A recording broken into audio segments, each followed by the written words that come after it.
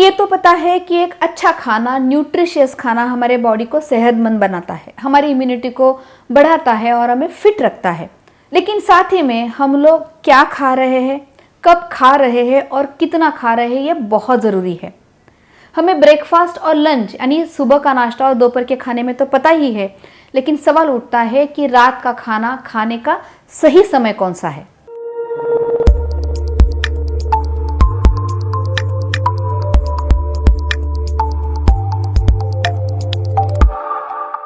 मैं हूं doctor Sushma Jadhav, consulting physician, और मैं फिजिशियन हूं और साथ ही में मैं डायबिटीज़ और ब्लड प्रेशर के मरीज ट्रीट करती हूं।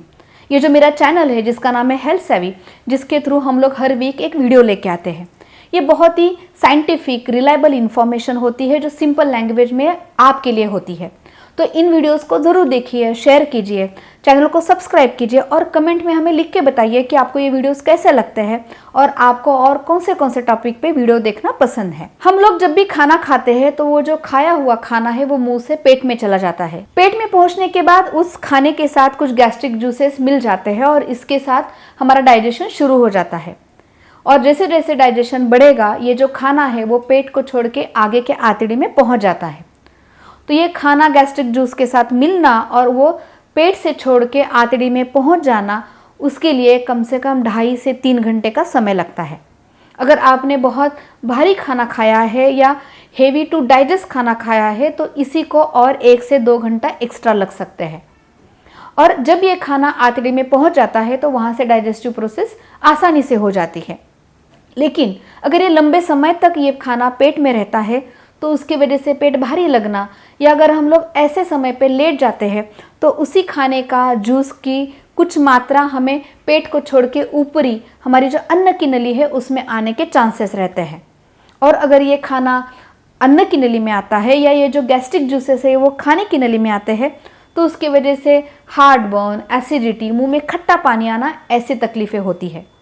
ना कि तकलीफ होती है, लेकिन हमारा जो डाइजेशन है वो भी स्लो होता है और हमें डाइजेशन की वजह से होने वाले कई सारे बीमारियों का सामना करना पड़ता है। लेकिन आजकल ज़्यादातर लोग काम की वजह से ट्रैवल करते हैं, शाम को देर से घर पहुंचते हैं और ऐसे सिनारियों में सूरज ढलने से पहले खाना खाना डिफ़िकल्ट है।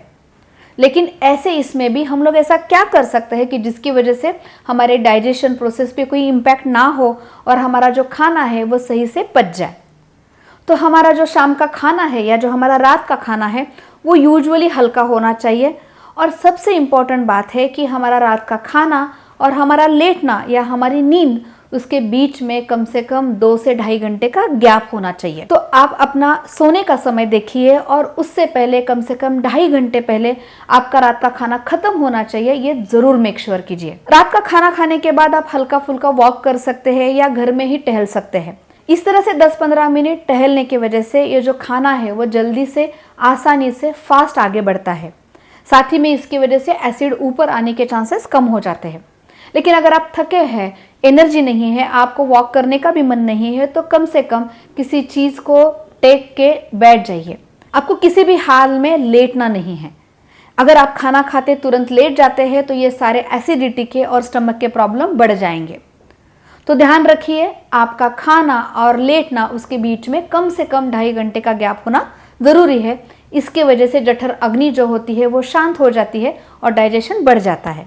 तो आज जो हम लोगों ने रात के खाने के बारे में बातें की, उसे आप अपने लाइफ में ज़रूर अपनाइए और हमें बताइए कि इसके वजह से आपका डाइजेशन, आपके एसिडिटी, इन प्रॉब्लम में आपको कैसे फ़ायदा हुआ। हम लोग अगले हफ्ते फिर मिलने वाले हैं। Take care.